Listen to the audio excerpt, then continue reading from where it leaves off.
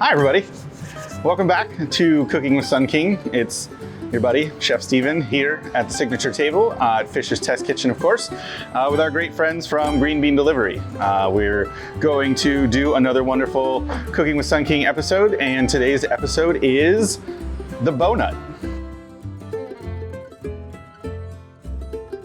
So today we are going to make bow nuts, a term definitely coined by the great one, Alton Brown. Hallelujah.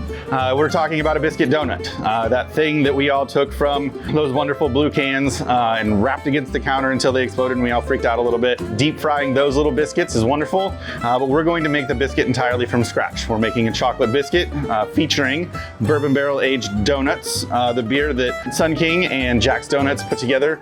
Was that last year? When was that? What day is it? I know, but this is the bourbon barrel aged version. So it hung out in really awesome bourbon barrels for just about a year. And we're going to use it to make not only the biscuits themselves, but of course some wonderful chocolate stout ganache to go over the top. So let's get going.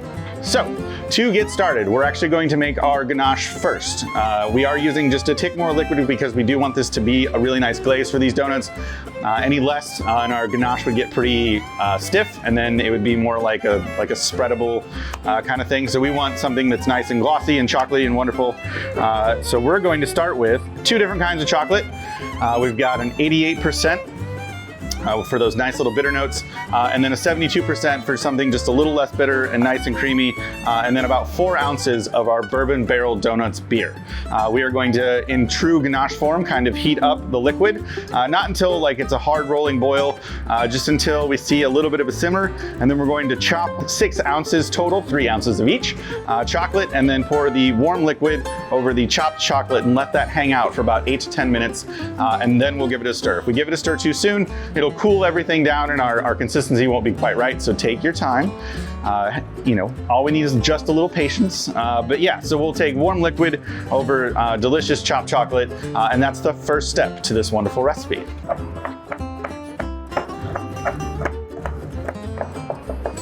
The smaller the pieces of chocolate, obviously without sitting here and making it into dust, the better. That way when that liquid does hit it, we're not looking to try and melt down these really big hunks of chocolate. We want everything to be nice and smooth. So just like I showed you, just give it a nice quick chop. Don't spend any more than like a minute on this because the warm liquid will definitely do a lot of the work. Transfer that to our bowl, and then we'll do the other one.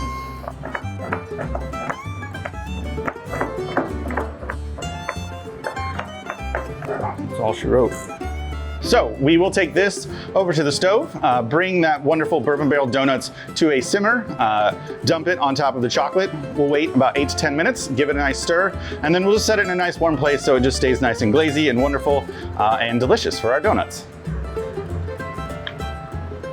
Once we melt all of this, if we need it just a little thinner, we can always add just a touch more beer, or even just a little bit of chocolate milk. We've got some really great chocolate milk from our good friends at Hartzler's Dairy. We just want this nice, smooth, icing-like consistency.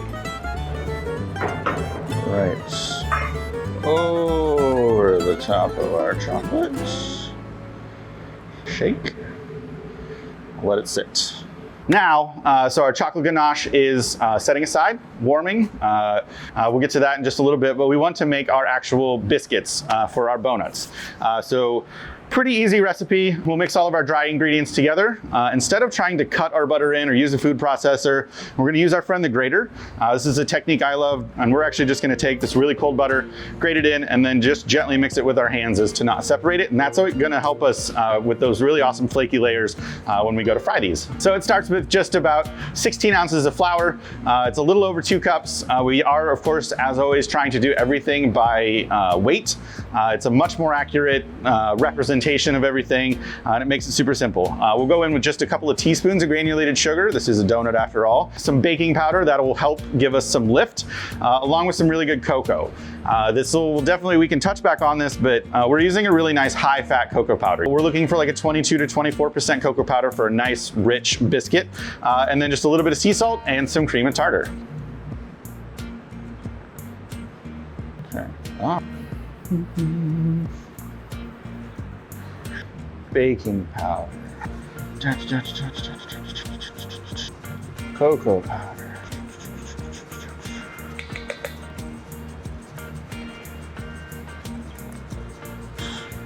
We're just looking to combine all of our dry ingredients before we grate our butter in.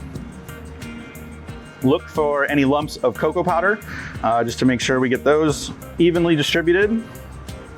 Yeah, we want to make sure that our cocoa powder is evenly distributed. Sometimes it clumps up a little. Just make sure you get as many of those as you possibly can before you add your butter. So we've got this really great 8-ounce tub of Car Valley. This is all just cow butter. Really great stuff. We're gonna pop this out. And the one trick that I've always learned, there we go, is that our hands are pretty warm. This butter's pretty cold. We're trying to keep it that way. So to help this not melt so fast, we're actually just gonna coat it in just a little bit of our flour mixture, which looks super weird. And then we're gonna use our grater to grate in 8 ounces of butter. And about halfway through, we'll toss all of this grated butter with our flour mixture just to make sure everything's evenly distributed.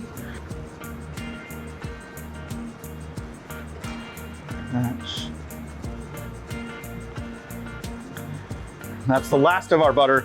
We'll gently, of course, incorporate the rest of this. If we see any big clumps, we'll just smush those up a little bit. But we're not trying to overwork this mixture at all. If anything, we're just trying to keep it as light as possible and keep all that butter separated. So now that that's done, we're going to add our liquid. It's about 4 ounces each of chocolate milk. We're gonna just hammer home the chocolate flavor on this one. And then another 4 ounces of the donuts beer itself. Again, I have a handy dandy little kitchen scale here, so we'll set it up. And we'll do our chocolate milk first. This is already pre-measured, so it should go in pretty easily. Perfect. And then 4 ounces of our delicious bourbon barrel donuts.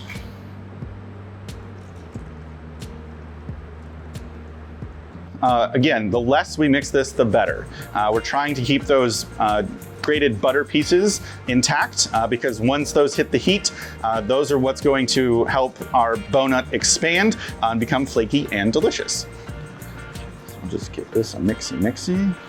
So the way I do it is I actually just kind of use my fingers as a little bit of a claw, because again, we're not trying to press all of this together too fast. We're really just trying to hydrate the flour slowly and keep everything nice and cool.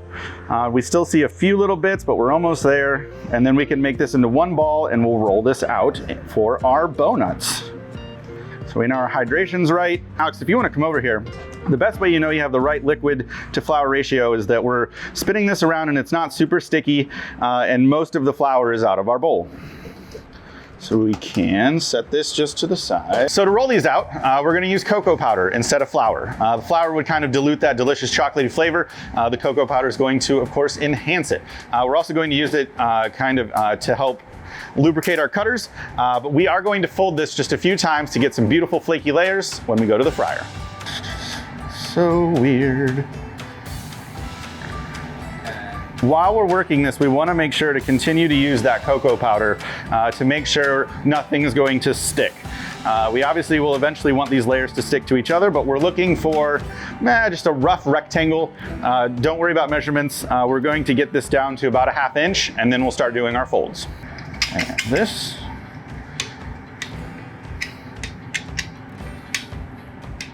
So our first fold goes into itself, just like that. We can tidy up those edges a little bit, that's totally fine. And then, same thing, just a little stretch. Stow's pretty warm. Same thing. We're going to chill this, just in case it starts to get a little warm. You'll definitely feel it if it's a little too loose. We'll park it in the fridge for just about 15 minutes just to chill it back down in just a second. We'll do one more fold and then we'll cut everything out.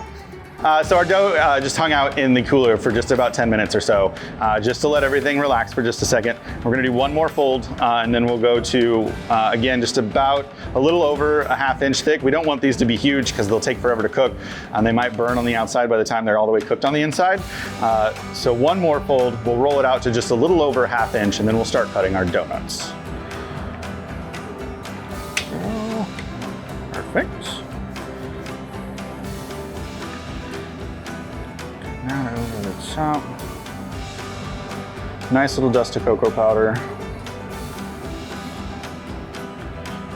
dust on the top as well.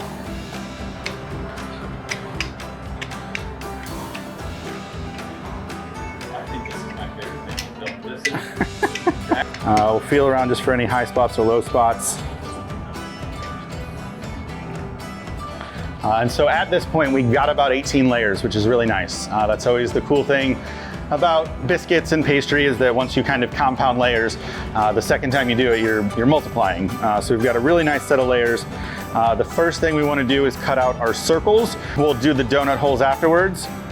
And this is definitely one of those things where you can do a second turn on that dough. And what I mean by that is we can take all of these scraps that are left over, pile them back together, roll it out, and do it again. But on that third time is when things will get really tough and they won't look right. So we're just going to concentrate for this video on this first turn. You can bake off the remaining little pieces. You can use them for later if you want. You can actually make a pie crust out of them if you wanted to as well. Lots of options. But again, so we've got our, it's about a 2.5 inch circle biscuit cutter. And the big thing with this as well is that you want to make sure you're not twisting. Twisting would close off the dough. We want to keep all those layers as active as possible so they will rise and get all beautiful and amazing. Cool.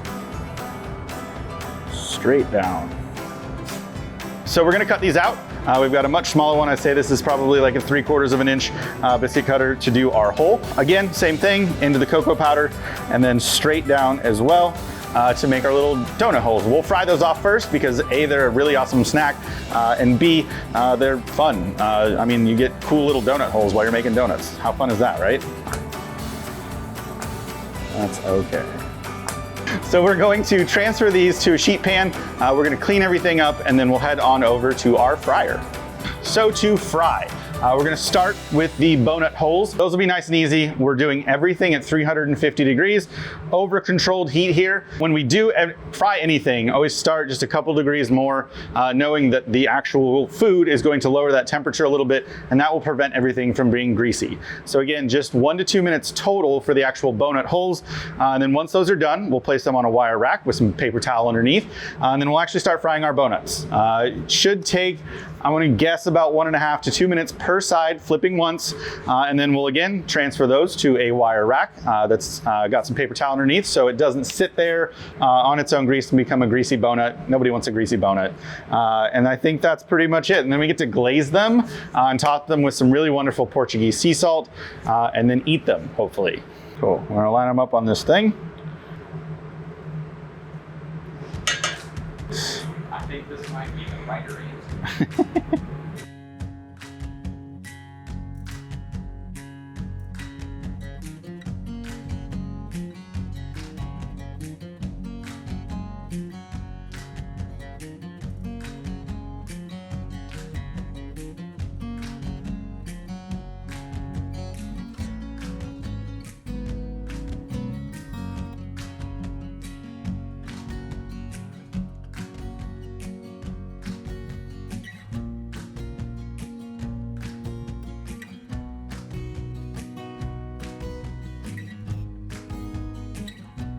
Ta-da. So our donuts are done.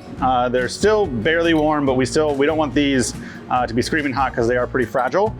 We've got our ganache here that we talked about earlier. So the beer, we added just a little bit of that same chocolate milk just to give it a little bit of sweetness and make it just a tick thinner. You can obviously adjust that to your liking if you wanted a little more bitter. Leave it as it just was, but we'll give you that in the recipe, definitely. So just the top side as carefully as you can. Straight in and pull straight up. Oh.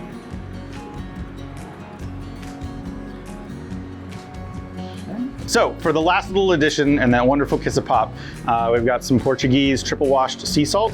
This is a little finer sea salt because this is a nice little delicate thing. We're not looking for that really crunchy, big textured sea salt, but this also just makes our chocolate taste more chocolatier. This is a great addition to anything chocolate based or really any dessert. That little kiss of salt is always a wonderful addition to make your sweets taste even sweeter.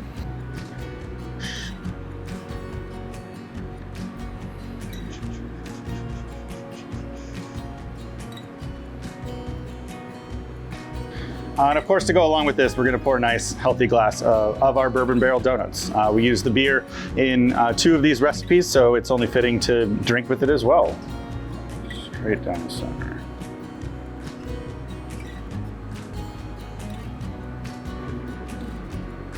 That was our Bonuts, delicious chocolate biscuit, of course lovingly deep fried, and then topped with our bourbon barrel donuts ganache. Fun recipe for sure. Obviously with the oil, we want to make sure everyone's nice and safe, so please make sure that you kind of proceed with caution and be as careful as you possibly can. But we want to thank you guys as always.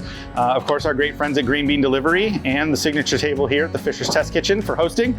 But we also want to thank all of you. We also would thank you if you'd like and subscribe right down there at the bottom. All of the links to these recipes are going to be below. And yeah, thank you guys. We really appreciate it. Hope you have a great rest of your day. Cheers.